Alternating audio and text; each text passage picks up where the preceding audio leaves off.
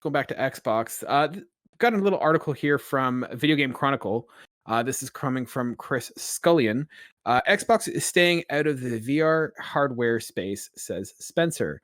So during a discussion as part of the Wall Street Journal's Wall Street Journal Tech Live event, Spencer was asked by a viewer whether Xbox was content to leave VR as a differentiator between it and PlayStation and whether there were risks to doing so. Spencer replied that by stating that while he admired the work going on in the immersive technology sphere, there's still no interest in making a VR headset for Xbox, and software remains its focus. He said, I think that's where we think about immersion. We think about mixed reality, virtual reality. I'll even take it to a metaverse, which seems to be a buzzword of the day now, Spencer replied. We're big believers in that software platform and devices that will enable that. Absolutely. But we're focused a lot more on the software side of that right now. When I think about immersive worlds and I think about the connection of a player and community, that's something that's very high on our investment list. I think the devices that are out there now, we stay connected with a lot of players that are out there. With people building hardware, a lot of that happens on Windows, and we experiment and talk to a lot of the partners that are there. I think that the hardware innovation that's happening is great and it's an important enabler, but right now I'm deciding to stay more in the software side of that enablement. I believe it will scale better in the long run. As you know, I applaud what Sony's doing. I applaud what Oculus is doing, what Valve has done. I mean, there's lots of good players out there, but that have done some amazing VR work. But yeah, we're going to stay as a company right now in the consumer space focused on software, and I think that's a good bet. Adam, is it a smart move for Xbox to stay out of the VR space? Well, it's not like they're completely out of the VR space, just the gaming related portion of it, at least by the sounds of it, which is smart for them. But from an Xbox, yeah. Yeah. I mean, in all honesty, you have the PC range, you have PlayStation probably soon announcing what's going on with the second version of PSVR.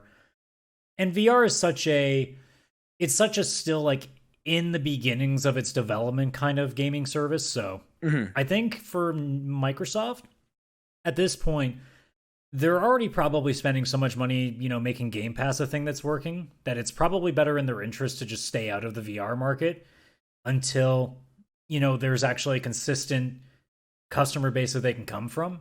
And then they can just pop in with their big addition and just be like, hey, here's all the stuff that you're looking for. And we figured it all out. Excuse me. But I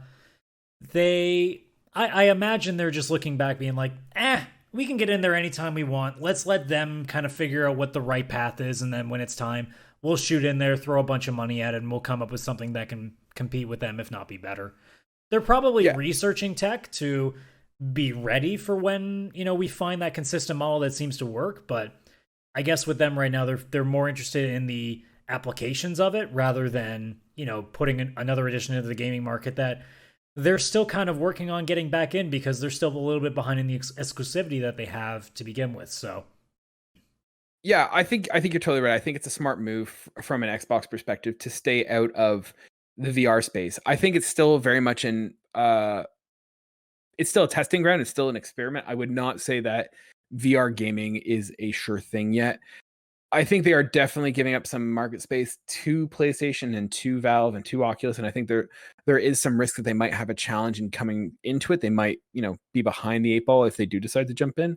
But I think right now VR still represents a risky space to be in for gaming. The experience is awesome. I have a VR headset and I love it. It's a fun experience, but it is not my dedicated gaming experience. And with it no longer with me having the PlayStation 5 down here, this is where I do most of my gaming now. I'm not really pulling out a VR headset to play. I find that the games that we have, some of them are great. Some of them are just kind of gimmicky in a sense. And so for me, it's like, it's cool, but I don't see this replacing my typical grabbing a controller and sitting down and playing. So I think there's still there's a lot of work that needs to be done in VR for it to become a main staple branch of the gaming industry. And I think Xbox is best to just kind of sit on the sidelines and wait and see what everyone else does. Plus, it's also a packed market. You've got kind of every market cornered. You've got PlayStation kind of dominating and sort of staking claim to the affordable, accessible market. And then you have Valve and such going for the high-tech, premium experience game. But I mean, there's not really a lot of killer apps on VR that is driving people to go out and get a system. I think you've got Half-Life Alyx and a couple PlayStation exclusives, and that's about it. That's really driving the VR world. Now, I was going to ask you, Adam, where do you land on this conversation? Like, do you think that VR represents a long-term and sustainable part of the gaming industry, or do you think this is more of a gimmick? Or do you think it could go either way at this moment? I think that we're like probably after we're either long gone or just too old to be able to really enjoy it, it's going to be a core part. Because once we get better and better with, making these experiences a lot more realistic, they're not going to be janky, the controls aren't going to be weird. And obviously with what PlayStation VR2 might be doing with haptic feedback, that'll give us a pretty decent insight on what potentially we can do when it comes to things like feeling what's going on in that virtual world. So, do I think that even in the next 10 years, it'll be like a really feasible market that like everybody will want to dip their toes into? No. 20 years from now? Well, I mean, what were we doing 20 years ago in gaming? That's PS2 era.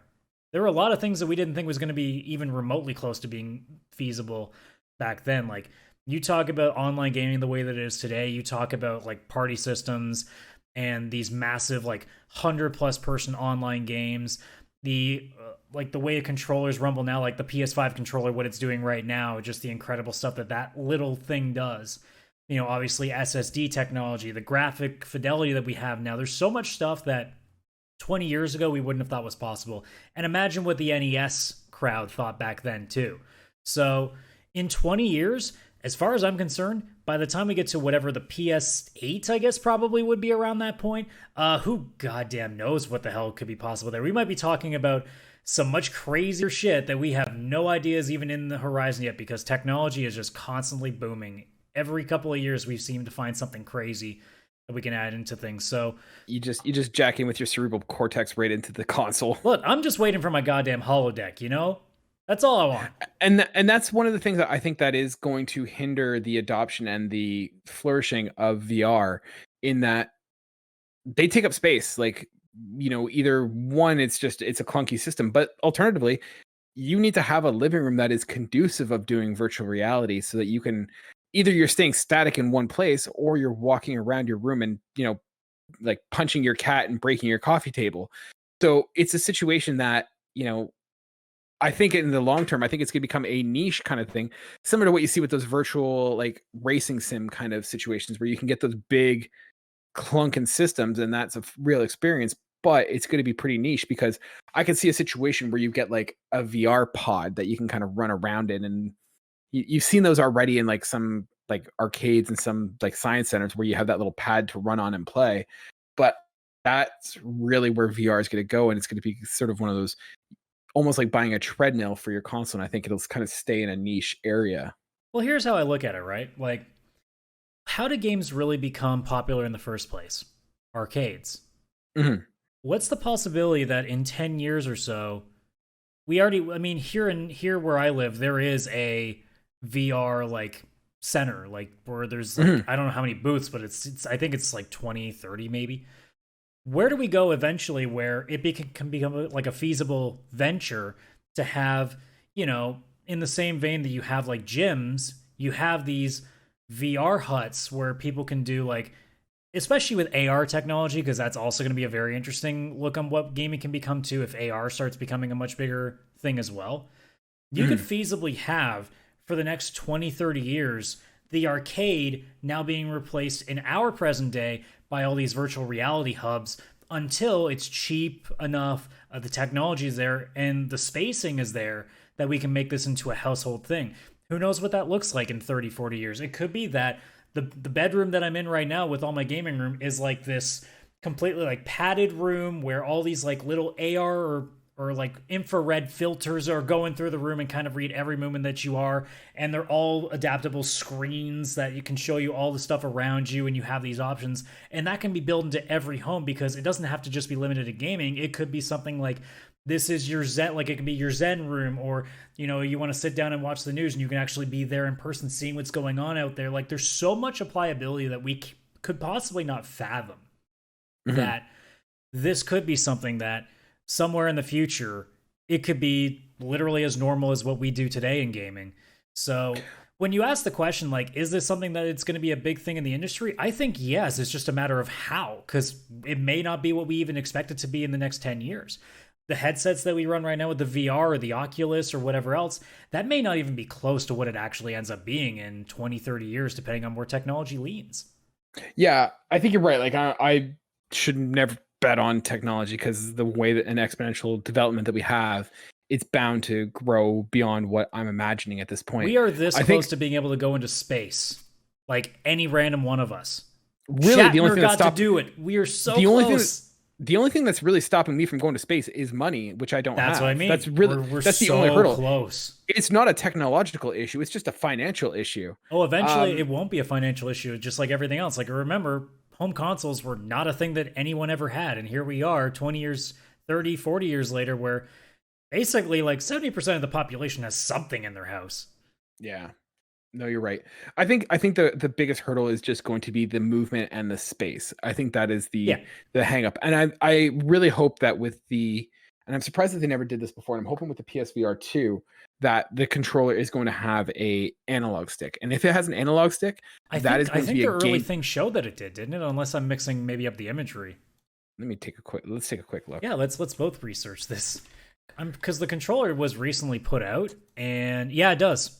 Yep. Oh, in that case, that's going to be a huge game changer for VR because both the Ring hand. Now I completely remember. Yeah, they both have analog sticks, so it really is going to feel almost like a having like an actual controller in your hands.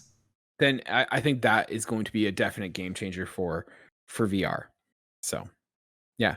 So you know what? Like in this like current generation, we're really going to see like if the games are going to be the big part that matters now. Because like the technology is always going to get better, but can we make the games worth playing in VR more than like as a gimmick? Because sure, I'm sure games like like Moss or Astrobot VR, things like that, or even like a Borderlands 2 VR or Skyrim or whatever. I'm sure they're like cool experiences, but would you want to play that the entire time? Is that your only way of playing?